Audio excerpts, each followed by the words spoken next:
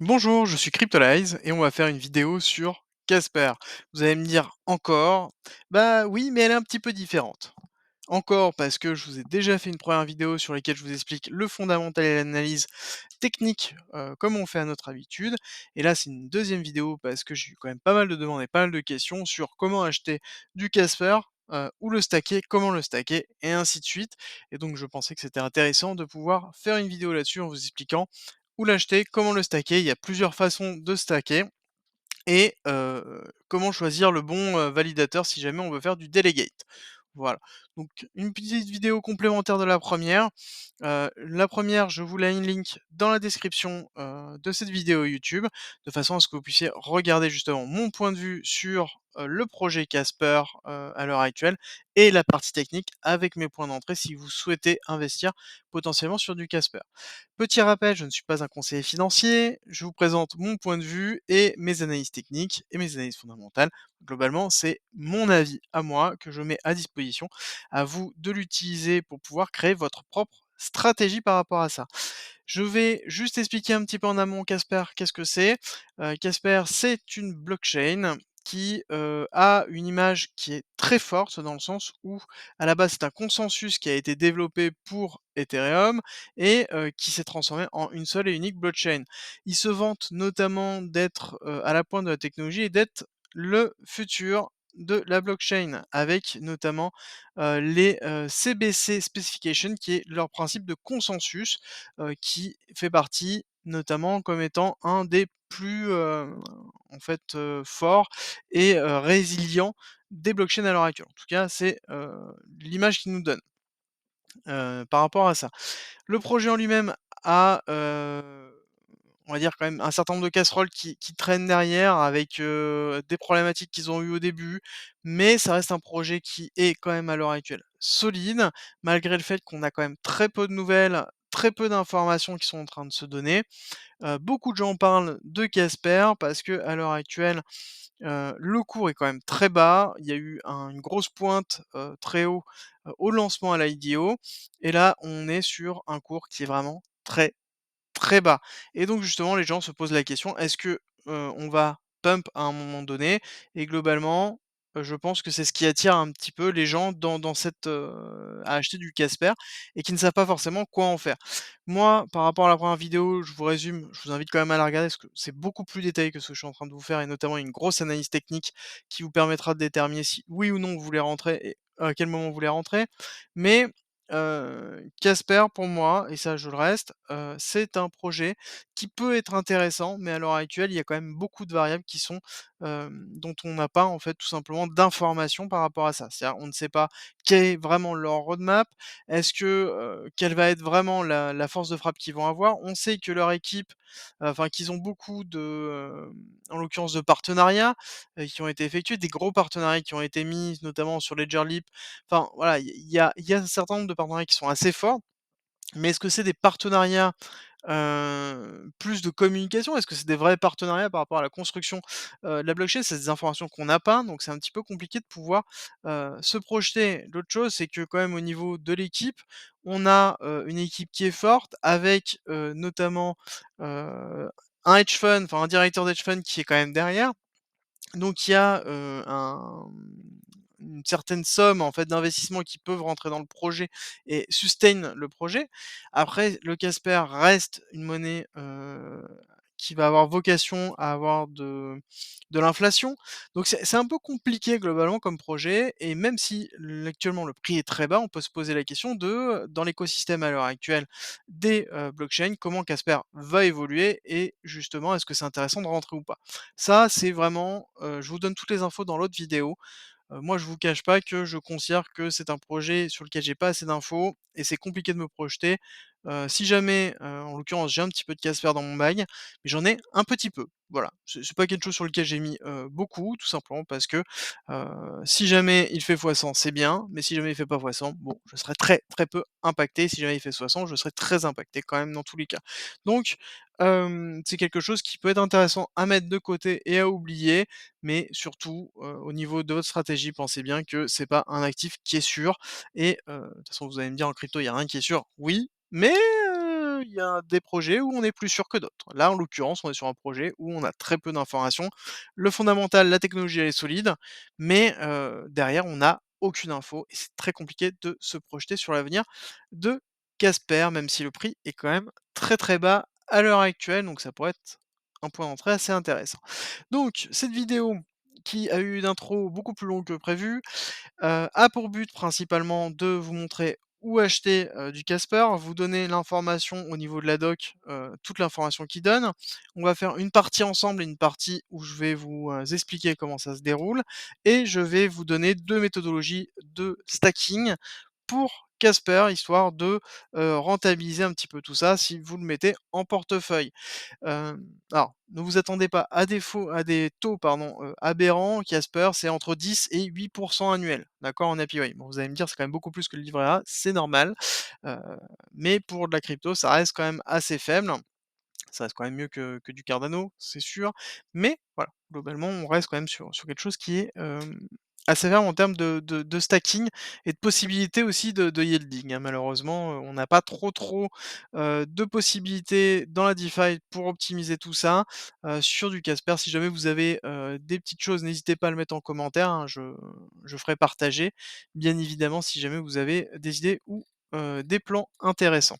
Alors, concernant, où acheter du Casper? Donc j'ai pris la documentation, je vous mettrai le lien aussi dans cette, vidéo, dans la description de cette vidéo, YouTube. Donc en l'occurrence, je suis allé sur sur la doc.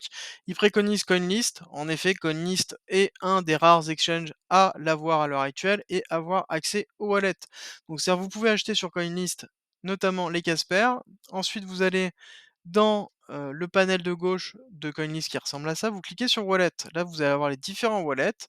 Vous sélectionnez le CSPR, donc qui est le wallet de Casper, et vous allez avoir ici, en fait, le montant de Casper que vous allez avoir, et vous avez le petit bouton Withdraw.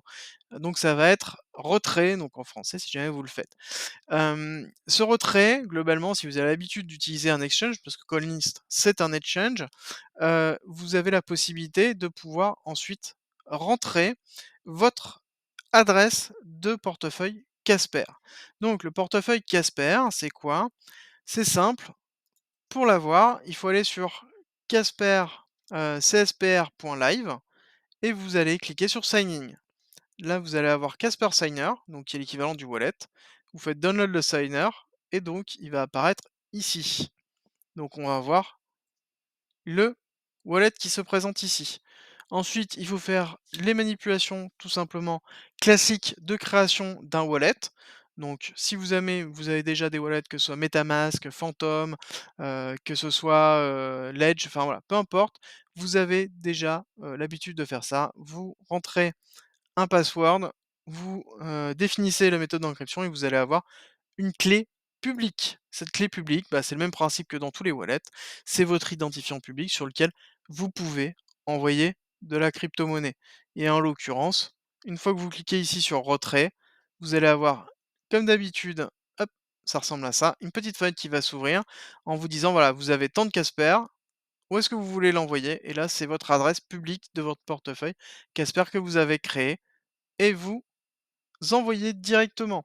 Il est important de vérifier que vous ne vous êtes pas trompé, que c'est bien la bonne adresse qui est rentrée. C'est très important parce qu'il y a quand même beaucoup de, petits virus qui traînent en ce moment dans des extensions ou autres, qui hackent en fait votre contrôle C, contrôle V. Donc faites toujours très attention lorsque vous envoyez des, monnaies, à un moment donné, que vous faites un contrôle C, contrôle V d'une adresse, que au moment où vous, validez, vous avez toujours un sum up, un résumé de la transaction que vous effectuez, vérifiez toujours les adresses. Ça, c'est essentiel, c'est le b.a-ba et limite, vérifiez 3 fois juste pour être bien sûr. On ne sait jamais si jamais vous faites des grosses transactions comme ça.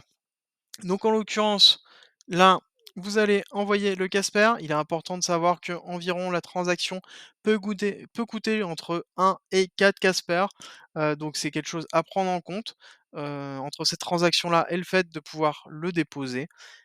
Donc une fois que vous avez validé cette partie-là, ça va arriver dans votre Casper Signer, donc c'est-à-dire dans votre portefeuille Casper, dans votre wallet Casper, qui se trouvera ici. D'accord? Donc là, en l'occurrence, vous trouverez votre Casper dans votre wallet. Ça, La seule chose que vous avez fait là, c'est que vous avez acheté du Casper et vous l'avez transféré sur votre wallet propriétaire. C'est-à-dire que ce Casper vous appartient à vous dans votre wallet Casper. Parce que tout simplement, si vous le laissez sur, tout simplement, CoinList, ça sous-entend que ça va être dans le wallet de l'exchange. Donc c'est pas un wallet qui est séparé, donc c'est un wallet qui est intégré dans l'exchange, donc c'est centralisé et vous gardez pas en fait globalement vos Casper. Si jamais il arrive quelque chose à CoinList, bah, vous perdez vos Casper qui sont dedans. Bon après, je vous avoue que les exchanges dans le général comme CoinList ou Binance, il y a quand même assez peu de chances qu'il se passe quelque chose, mais bon, on sait jamais. Après ça dépend de la façon dans laquelle vous voulez gérer vos actifs. Une fois que ça s'est effectué, vous vous dites: «Bon, bah, comment je fais pour stacker?» C'est-à-dire comment je fais pour gagner, tout simplement un pourcentage sur les Casper que j'ai en portefeuille pour le faire. Il vous suffit de vous diriger vers Validator ici. Donc on est toujours sur cspr.live, on clique sur Validator et là vous allez avoir toute la liste des validators présents à l'heure actuelle. En cliquant sur chacun des validators, on va le faire ensemble, vous allez voir, vous avez un certain nombre d'informations. Moi, ce que je vous conseille, je vais pas vous, dire exactement, lequel sélectionner, mais on va regarder. Il faut que, idéalement, la performance soit le plus élevée possible. Tout simplement, c'est le nombre de temps sur lequel il est actif, donc c'est-à-dire le nombre de transactions dans lesquelles il peut susceptiblement, valider et donc gagner une récompense. Et il y a une autre information et qu'on ne voit malheureusement qu'en rentrant. Par exemple, je vais prendre juste le premier parce que c'est plus simple. Ça va être la commission rate. C'est quoi? C'est la commission que le validateur va prendre sur les rewards qu'il va vous faire. C'est-à-dire que lorsqu'il va faire un bloc, bah, tout simplement, il va prendre 10 de ce bloc et les 90 restants vont être répartis proportionnellement tout simplement au nombre de Casper qui ont été donnés. C'est-à-dire que si moi j'ai mis, seulement, 1 de la pool, bah, je vais toucher 1 des 90 restants, du minting qui ont été effectués du mining qui ont été effectués. L'autre point important qui est à noter, c'est qu'on voit la location sur lequel le validateur se trouve. Après ça, c'est plus un côté, de votre enfin voilà, par rapport à vous, ce que vous préférez. Est-ce que vous voulez qu'il soit plus en Europe? Est-ce que vous voulez qu'il soit aux États-Unis? Est-ce que vous voulez qu'il soit en Russie? Ça, c'est à vous de voir où c'est. Les 2 points importants, c'est commission rate et la performance. Performance le plus haut, commission rate le plus bas. Voilà et ensuite la location, c'est à vous de voir ce que vous préférez. En l'occurrence, pour vous donner un ordre d'idée, le premier qui est Everstake a un commission rate donc de 10 et une performance de 10. Mais par exemple, si on va voir, je suis passé rapidement, donc là on est pareil à 10. Si on passe sur celui-là, voilà, regardez, on est sur une performance de 99,9. Bon, c'est très bien et on a une commission de 3. Donc ça veut dire qu'on va, avoir en fait, il va nous reverser 97 hem, de justement des récompenses qui vont être gagnées. Ensuite, admettons, vous avez sélectionné, alors je vous dis pas de sélectionner celui-là, à vous de faire vos recherches, de regarder. Regardez, ici on n'a pas la location, on ne sait pas où c'est.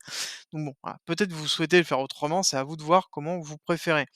Donc là, par exemple, je décide que c'est celui-là, je clique sur Delegate Stake. Et là, tout simplement, ça va tout me pré-remplir et je vais avoir la possibilité uniquement de sélectionner le nombre de Casper que je veux delegate, d'accord? C'est-à-dire que je vais lui, prêter pour qu'il puisse, tout simplement stacker à ma place et valider des blocs et donc gagner des récompenses de validation de blocs qui va me rétribuer pour ça et donc c'est, environ 8 heu, moins bien sûr la commission donc de 3. Donc bon, en gros, on est entre 8 et 9 de bénéfices sur l'année en APY si jamais vous réinvestissez continuellement. Donc là, vous sélectionnez et vous avez une transaction fee qui est à peu près de, donc 2,5 Casper, donc actuellement au cours actuel de 30 centimes, d'accord? Donc en l'occurrence, c'est quand même assez léger et on est sur quelque chose de normal.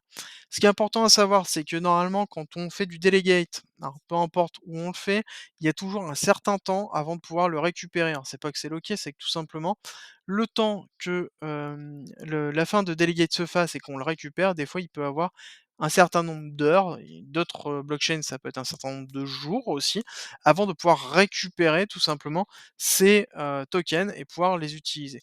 Bon, là, en l'occurrence, je ne sais plus sur Casper, je ne m'en souviens plus à l'heure actuelle, mais j'ai pas souvenir que c'était très, très élevé en termes de temps, donc ce n'est pas gênant. Voilà pour si vous voulez faire du stacking en gardant la possession de vos Casper. C'est-à-dire que sur un wallet qui vous appartient, dans lequel vous êtes le seul à avoir accès et vous faites du stacking directement et ou du delegate directement sur, une Casper. OK. Par contre, pour les feignants, Coinlist et qui se dérangent pas d'être sur un exchange, Coinlist propose directement, de faire du stacking à travers eux sur le Casper. C'est-à-dire qu'il suffit simplement d'acheter et d'aller dans stacking, cliquer stake et en avant. Voilà.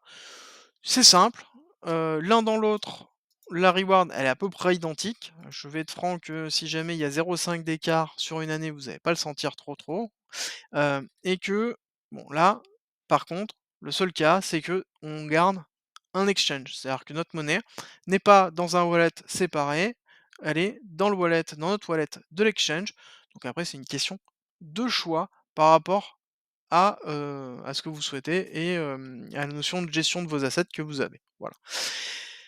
J'espère que cette vidéo vous a plu. N'hésitez pas à me faire vos retours. C'est quelque chose que j'ai essayé de faire un petit peu différent en fonction des différentes demandes que vous m'avez, effectuées. Donc, voilà, j'essaie. N'hésitez pas à me dire si ça vous plaît ou pas. Si ça vous plaît en tout cas, abonnez-vous à la chaîne, YouTube. Mettez-moi un petit pouce bleu sur, cette vidéo, ça me fera en tout cas très plaisir et j'aurai le sourire et pourquoi pas un petit commentaire pour me dire ce que vous en avez pensé et vous, ce que vous pensez de Casper de ce côté-là. Je vous souhaite une très bonne journée, je vous dis à très vite pour une nouvelle vidéo.